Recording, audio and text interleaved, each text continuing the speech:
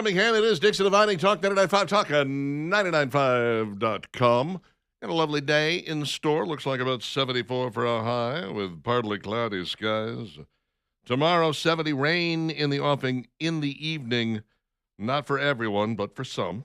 And then 74 and 82 are our highs as the week wears on here as we wend our way toward the end of March. No, it's not the end yet. 23rd. We got days to go. About a week. Don't wish it ends. About a week. We'll be all right. It's like me rushing to the weekend with the weather, right? In my head. Don't rush to the end of the month. In my head, it's already Let's enjoy April. it. Okay? It's the 23rd. Let's It's enjoy this beautiful day we've been given.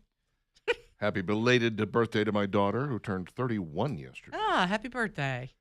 People around here remember when I used to bring her in, she would sell Girl Scout cookies, go up and down the hallway. And I bought some of those cookies. Of course you did. I did. Delicious. Uh-huh. Yeah. Thin mints, please. Still are. Need some more. She had a great technique. She would say, would you like to buy some Girl Scout cookies? And if someone said, well, I'm kind of on a diet, she'd point at them and go, communist! Whoa.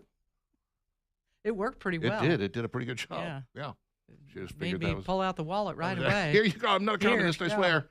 I'm a red-blooded American citizen. How many boxes before you stop saying that to me? 707 Alabama Tree Pros, 308-4158. They're the ones you can count on to come out and treat you right on that tree, or more than one tree. I had a friend they took down several for him because his backyard is just absolutely loaded with them. And he said, I'd like to see the sun every once in a while. So he had a couple that were right next to his deck just as you walked out the door. And he said they were really starting to become troublesome. And so he had them both taken out and then had the stumps ground down and had them chopped into pieces and eventually thrown into a giant dump truck and driven off to wherever they take them. I don't know where I don't really care as long as it's not on my property. That's all that matters to me. I asked him if he was satisfied with the job they did. He said, absolutely. They did everything you said they were going to do, exactly the way you said they were going to do it. I said, well, that's who they are, man. That's Eric, and that's Alabama Tree Pros. These guys are straightforward. They're honest as the day is long. Their rates are lower than the other guys. They're safe. They're expert. They're going to get the job done right, and they're going to shoot you straight. If they think the tree needs to come down, they're going to tell you. If it doesn't need to come down, they'll tell you that too. 308-4158, AlabamaTreePros.com on the World Wide Web. Now let's see if we can't do a little of this. And now, it's Dixon and Vining's top 3 things you need to know. Tuskegee basketball coach who was handcuffed on a nationally broadcast game has now filed a $1 million lawsuit.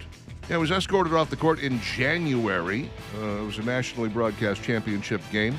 Benji Taylor and his attorneys formally announced the lawsuit at a press conference in Atlanta. Taylor seeking more than $1 million in the federal lawsuit, which names as defendants 2 police officers and Morehouse College. The federal civil rights suit was filed Friday in the Northern District of Georgia. Taylor represented by 4 attorneys. This seems a little overkill, doesn't it? Harry Daniels, John Burns, Gerald Griggs, and Gregory Reynold Williams. Every one of them has a house payment due.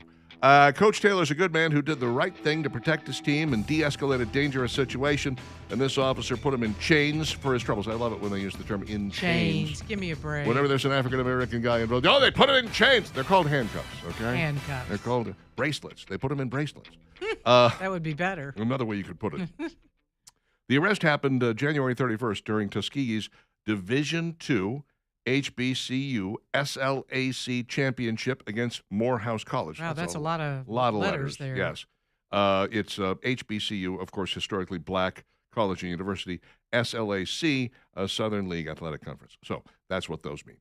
Taylor, concerned about a group of players from Morehouse's football team who were acting aggressively toward the Tuskegee players and their parents during the postgame handshake, asked an officer present to remove the football players from the court to ensure the safety of Tuskegee students, athletes, coaches, and staff. Instead, Officer Clark handcuffed Coach Taylor in front of thousands of onlookers, including Coach Taylor's family members, escorted him from the vicinity as if he were the most wanted individual in America, says the lawsuit. As a consequence of this reprehensible act and the miscarriage of justice directed at Coach Taylor's endured physical damage, emotional distress, financial losses, etc., etc., etc. By the way, never charged with anything. Mm-hmm.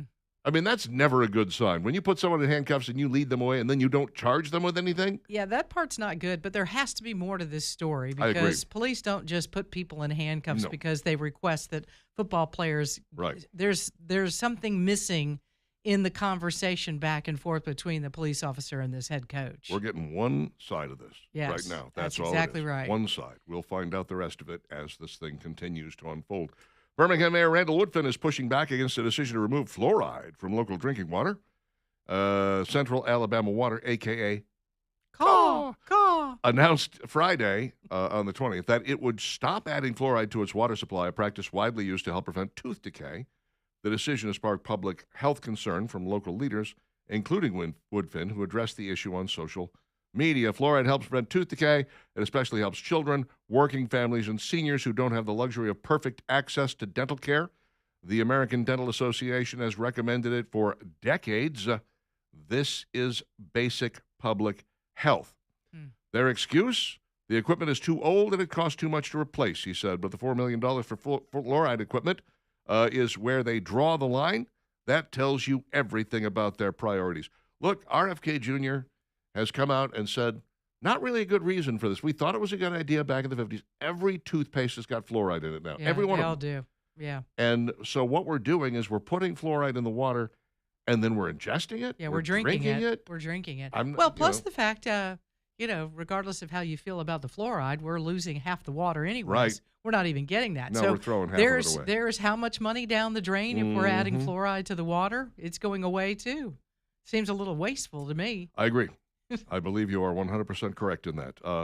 I think we could at least, again, looking at things and saying, why not? You know, this is what we should be doing in this day and age. We should be spending more time looking and saying, well, so we're doing this just because we've always done it?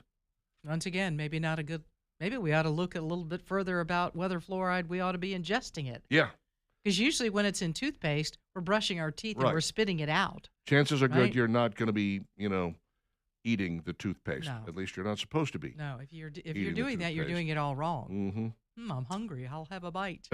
Let me just It's not right. eat some of this mint-flavored toothpaste. Minty fresh. Yum. Yeah, well, we'll see how this plays out. I think Woodfin is a victim of old thinking here, but I could be wrong. Having fluoride in the water might be the best thing that ever happened to us. Once again, I'm willing to. Paul is trying to figure out how to save some money here, and maybe this is another. I'm a fan of that. Until they get things corrected, Yeah. then maybe we relook at it. Maybe so. But temporarily, maybe there needs to be a break. Kathy Hochul is now begging Floridians to move back to New York. She's the governor of New York State. And just 2 short years ago, she was on the record as saying, oh, you don't like it in New York? Pack up and head to Florida. Go ahead. We don't need you or your kind here.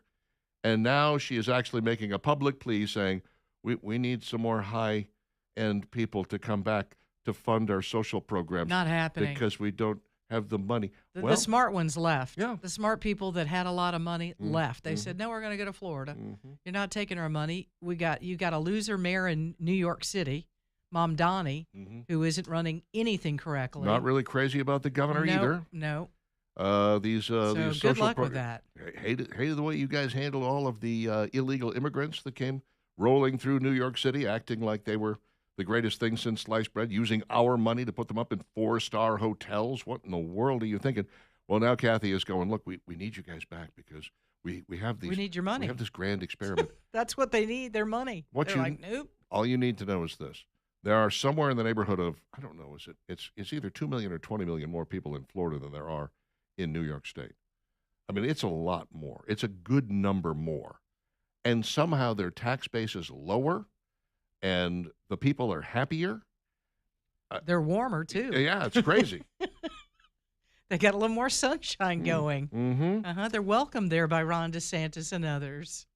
You know, eventually you're going to figure out, Kathy, you're driving people away with your stupid policies. And maybe if you changed your policies, they'd come back. But you haven't figured it out yet. And neither has Mamdani. And I don't think they're going to. I'll tell you this. Once you leave New York and you are in Florida, odds are, unless you really love winter weather, Yeah. you're like, why didn't I do You're this not years ago? going I'm back. not leaving. I'm not going back. Yes. Florida's estimated population 23.5. New York's 20. Okay, yeah. So 3.5 million more people. I believe it. I mean, yeah. And somehow they're managing to make do. They regularly have budget overages. And, New York goes the other way. They generally have deficits. And they spend a whole lot more money. The taxes in New York are confiscatory compared to Florida. No wonder people are moving. 7:16 with Dixon and Vining. Flipsy's Furniture is designer furniture at wholesale prices with 2 locations to serve you. 1811 Crestwood Boulevard in Irondale. That's that 28,000 square foot showroom. And then the one in Hoover, which is right next to 2nd and Charles. And it is across the street from the Galleria. A Hoover-centric store designed for Hooverites. All the Who's down in Hoover. Stop on by and do some shopping there. You're going to find something that fits your home at a price you're going to adore. One of the things that has not changed about Flipsy's, even with the second location, is that they're beating the other guys' prices pretty regularly on the same stuff. So swing on by either of these 2 locations. Don't forget about that white glove delivery. Best possible, coolest possible way to get something delivered to your home. And it is a buy it and take it with you store, or they'll have it to you like the next day if you get the white glove stuff. It is so good. And then 12 months, same as cash. It's all there at Flipsy's, flipsysfurniture.com online, flipsysfurniture.com online. And now with 2 locations,